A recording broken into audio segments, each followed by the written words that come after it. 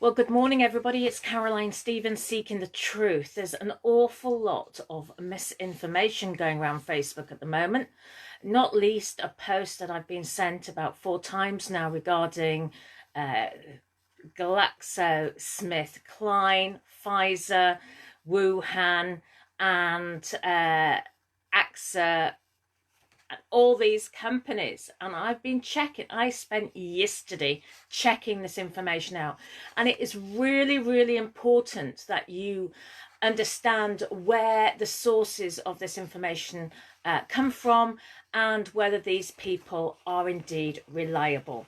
So I don't know who produced it, but I think they need to do a little bit more research. Some of it was sort of right, but anyway, so let me do my bit. I've researched this, so you should be happy, I hope, with the outcome. Right, so the UK government has granted pharmaceutical giant Pfizer a large indemnity, protecting it from being sued, enabling the coronavirus vaccine to be rolled out across the country as early as next week. Now, we knew this already through various documentation, through things that the government's been passing, but it's only just reached the mainstream media, the Independent, a day ago. We knew this, okay? There is no liability.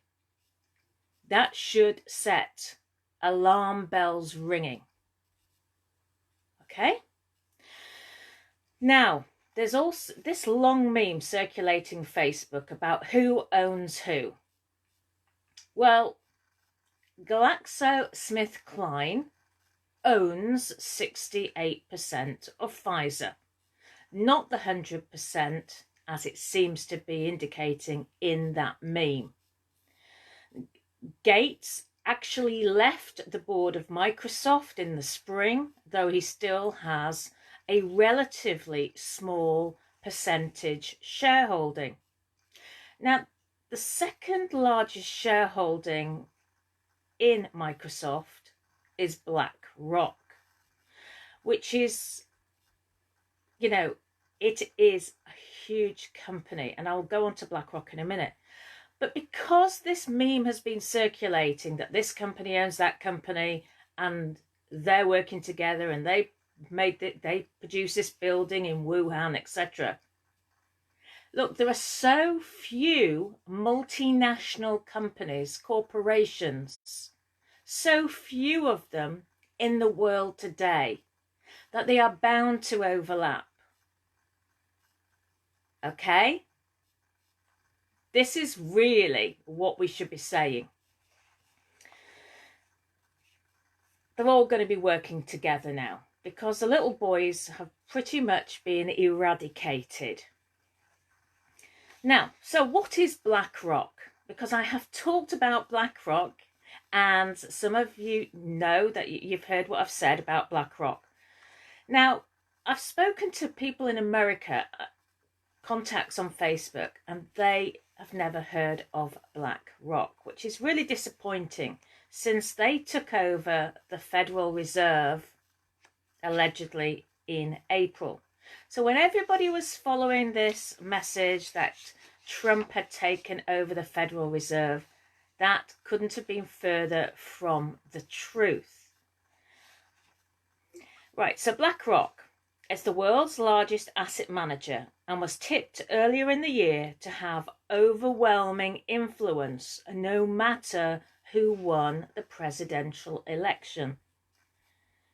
That should tell you, that should be another alarm bell.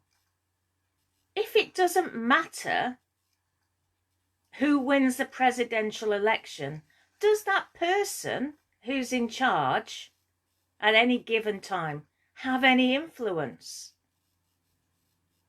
Because I don't think so. BlackRock was appointed under Trump's watch. Now, let me tell you about BlackRock. They've got governmental ambitions, and it's not just domestic.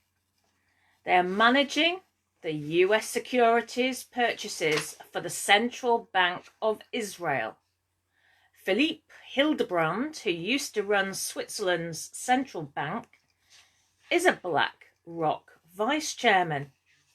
George Osborne, the former UK Chancellor, is a senior advisor.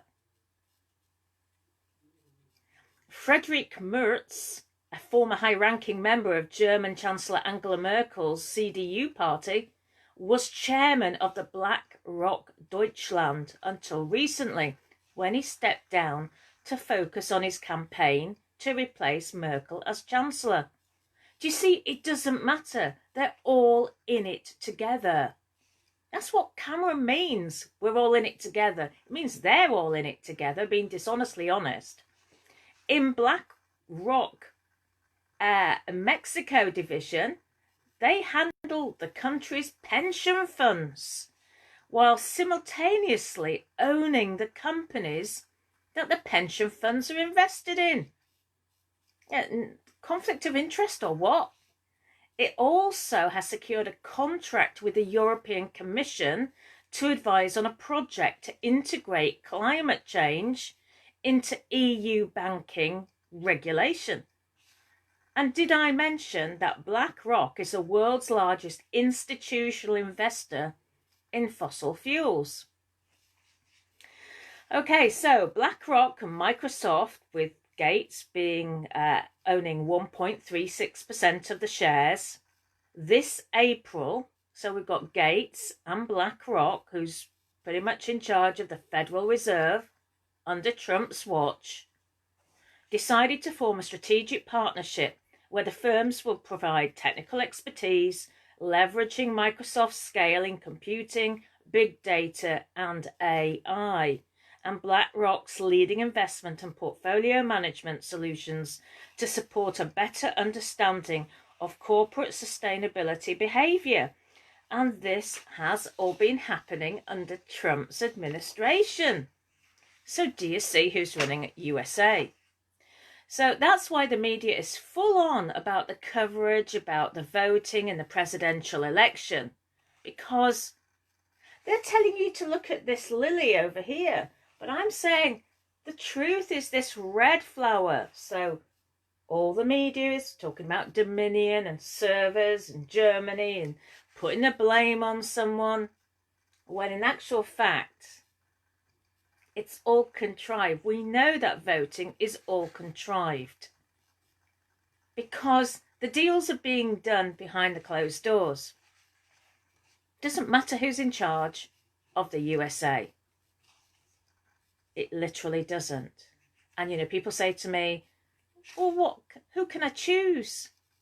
And they take away your sovereignty, your personal sovereignty. And that's the reason why we're in this mess today.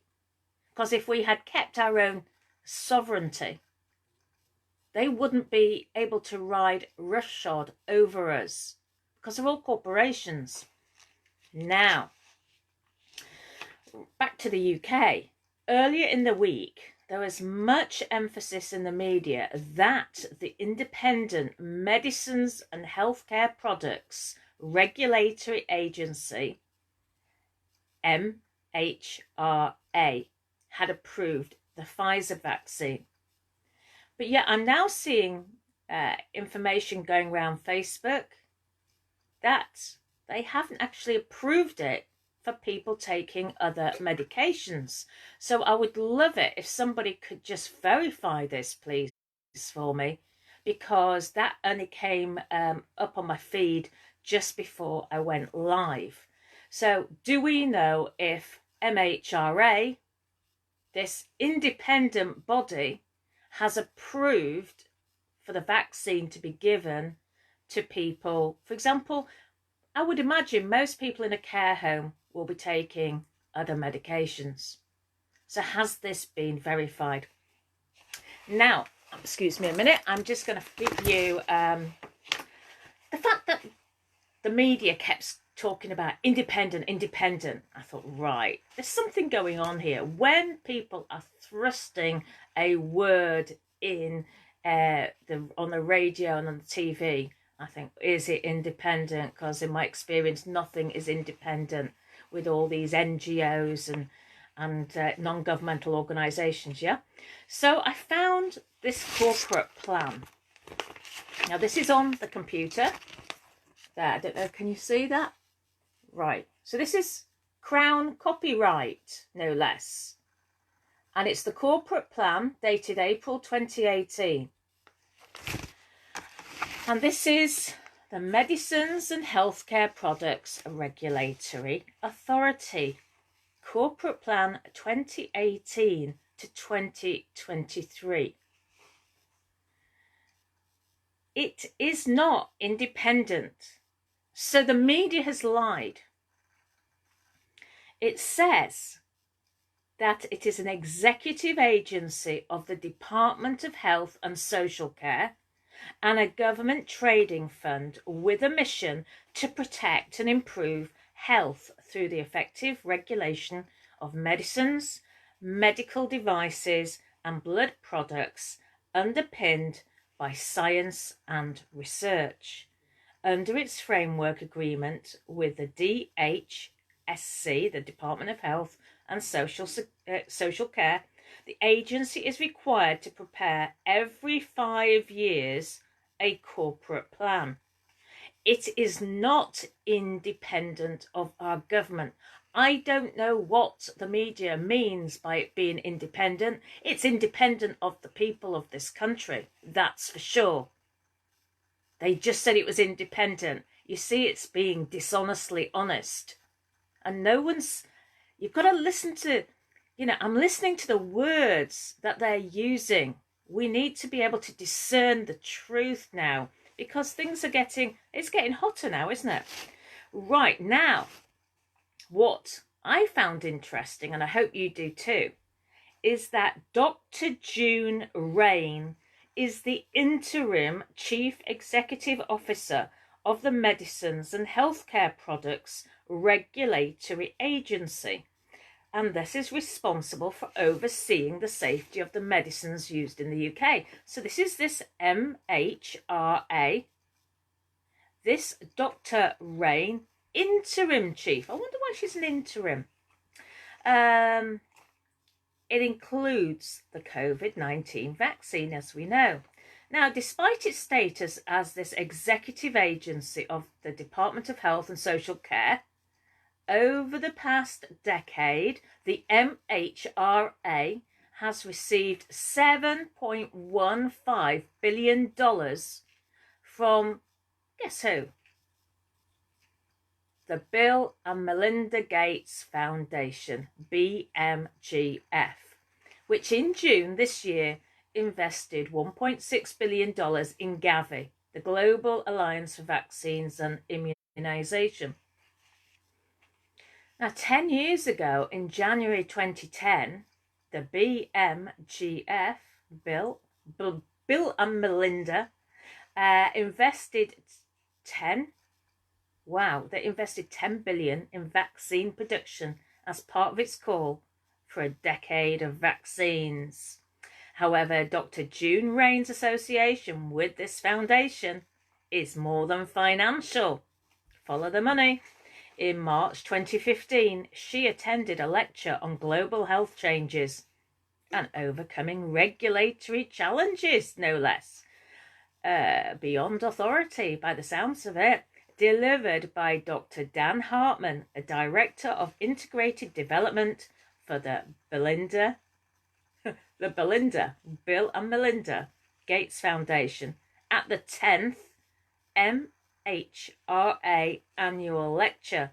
6 months later, in September 2015, at a forum on real-world evidence held by the Academy of Medical Sciences and the Association of the British Pharmaceutical Industry, Dr. Rain stated that as regulation becomes increasingly proactive in planning active surveillance, the world of reactive regulation is the world of the past. So they're saying the gloves are off now. Big Pharma is saying the gloves are off.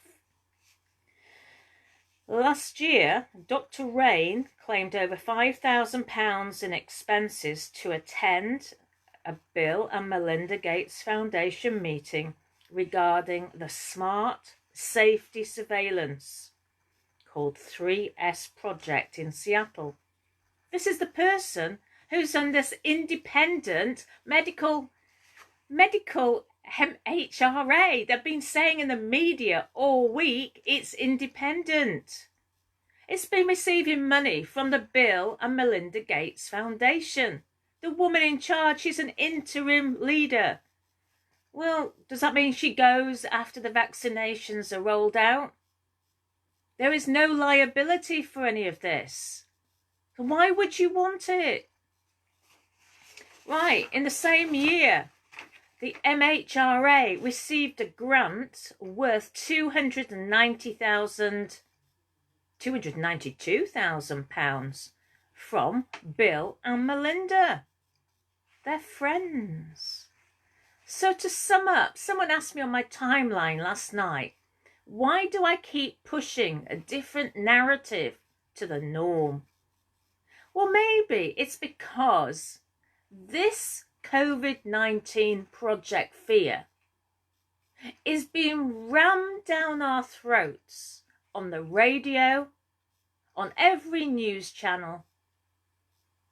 And if somebody tries too hard and protesteth too much, you know something's wrong, surely, don't you?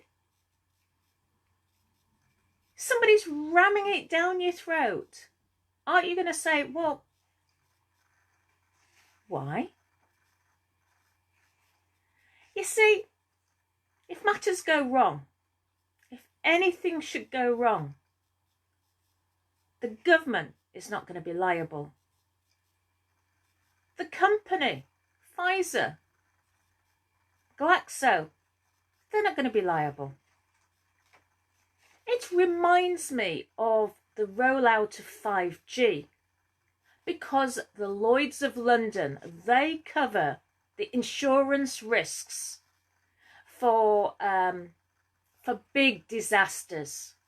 For big disasters, you don't go to Lloyd's of London, generally speaking, for your household policy, your household insurance policy. You go to Lloyd's of London to cover things like the Piper Alpha disaster. Lloyd's of London won't cover the impact of 5G. And if they won't cover the impact, there won't be anybody else out there that will cover the impact. This is for the people to come together, because the government, we are at war. This is World War III. This is the silent weapons for quiet wars. And the war is with the corporates. The war is with our puppet governments. All of them. All of them. They're all in hock to the banking fraternity. The government has lied and lied and lied again. They falsified death certificates. They get the media to use language which is misleading and really blatantly dishonest. They quote statistics. They say there's been 414 deaths from COVID in the past 24 hours. That is not strictly true. People have had a test in the last 28 days which has given a positive result of something that has never actually been isolated. And then we saw the Jeremy Vine show with that lady Jarvis on, was it yesterday, else the day before? And it's the wording they use. It's just so crazy. They've got Jon Snow interviewing a microbiologist or some guy from Oxford. I don't know where they get all these people from, saying it's going to sterilise the population. And then you've got Boris, who says everybody's going to get the virus. So these are actors, remember. They pass acts.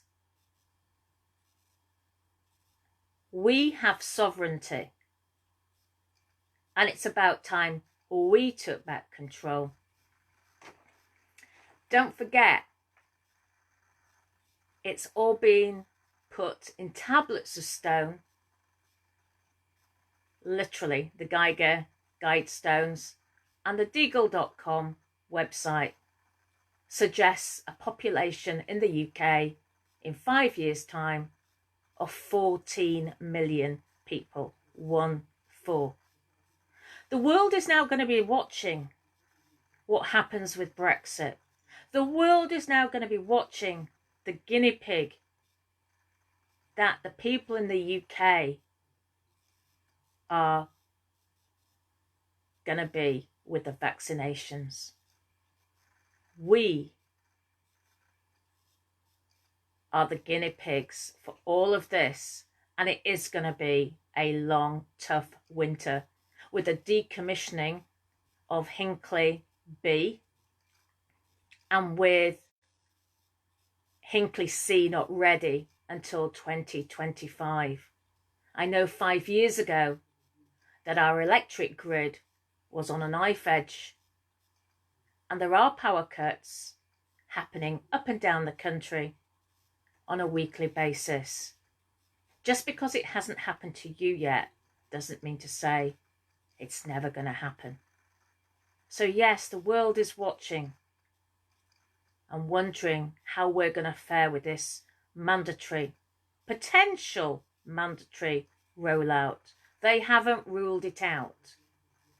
They're waiting, the government is waiting to see how many of us take it. And what is that green gel in the vaccine all about?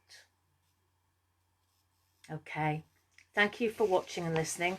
Please do share this, because if I receive any more of that meme saying this company built Wuhan and so on, it is not strictly true.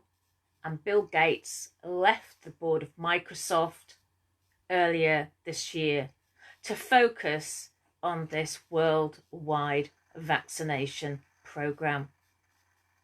Okay, thanks for watching, listening. Please share. It will get taken down. Hopefully we'll get it up onto video band if it gets taken down on YouTube.